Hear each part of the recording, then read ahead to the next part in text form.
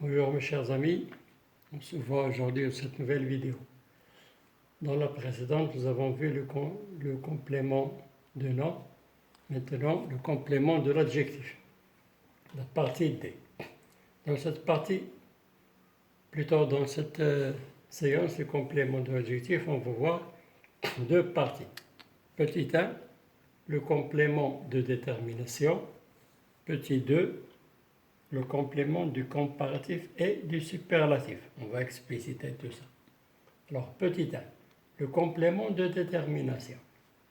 Un nom est complément de détermination d'un adjectif quand, placé auprès de cet adjectif, il en précise le sens. Alors, le en qui remplace évidemment d'un adjectif. Alors, je répète, un nom. Il est complément de détermination d'un adjectif quand placé auprès de cet adjectif, c'est-à-dire que le nom est placé auprès de l'adjectif. Quel est son rôle? C'est de préciser le sens de l'adjectif. Voilà. Exemple. Un bol plein de lait. Voici l'adjectif plein. Et lait, c'est un complément de l'adjectif plein. Alors, comment? Si par exemple je vous dis un bol plein, vous ne savez pas il est plein de quoi, ou bien de quoi il est plein.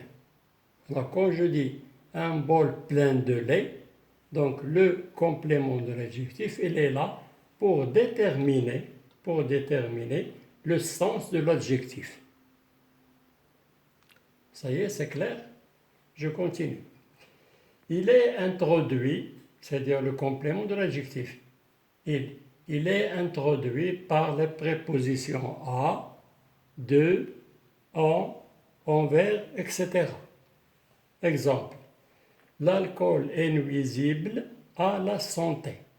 Alors, voici l'adjectif nuisible et son complément, la santé, introduit par la préposition à. Exemple 2. Ce chien est loyal envers son maître. L'adjectif loyal,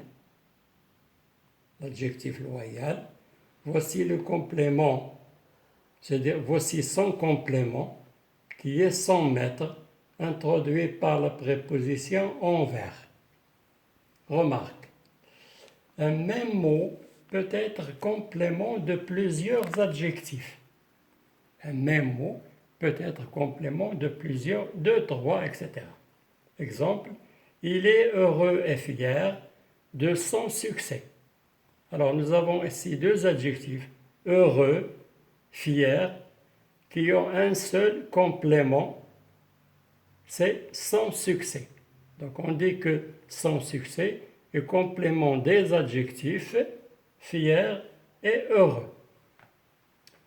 Petit 2, deuxième partie.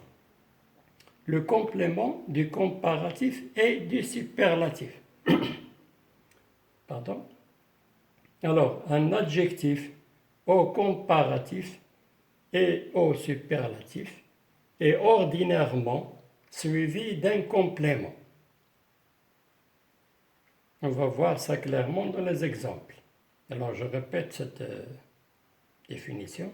Un adjectif au comparatif et au superlatif est ordinairement suivi d'un complément. Exemple. On a souvent besoin d'un plus petit que soi. Alors le comparatif est là, plus petit, plus que, plus petit. Voici les éléments de comparaison, plus et que. Alors, plus petit, c'est un comparatif et soit, c'est un complément du comparatif. C'est-à-dire que soit complète ce comparatif qui est plus petit.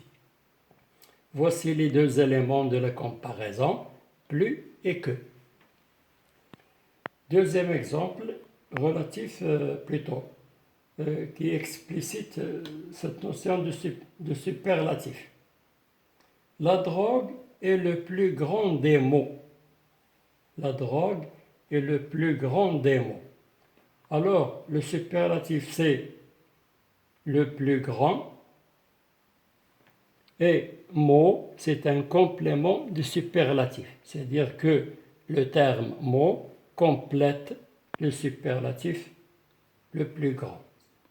Comment faire la différence entre le comparatif et le superlatif? C'est simple.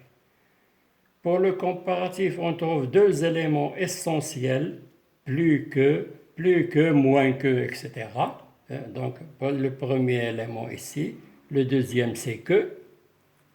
Dans le superlatif, on trouve essentiellement et obligatoirement l'article défini et cet élément, plus, moins, etc. La drogue est le plus grand des mots. Là, il s'agit d'un superlatif et là, il s'agit d'un comparatif, qui sont tous les deux suivis d'un complément. Alors là, vous avez soit, ici, vous avez mot. Alors, j'espère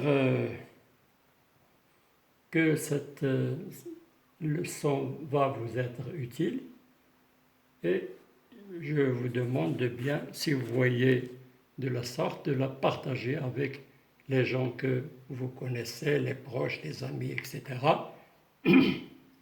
Et je demande à ceux qui ne se sont pas encore abonnés à la chaîne de le faire parce qu'il y a autant de choses qui vont venir et qui seront très très utiles pour les gens qui veulent apprendre le français. Alors, on est arrivé à la fin. Je vous dis au revoir et à la prochaine vidéo.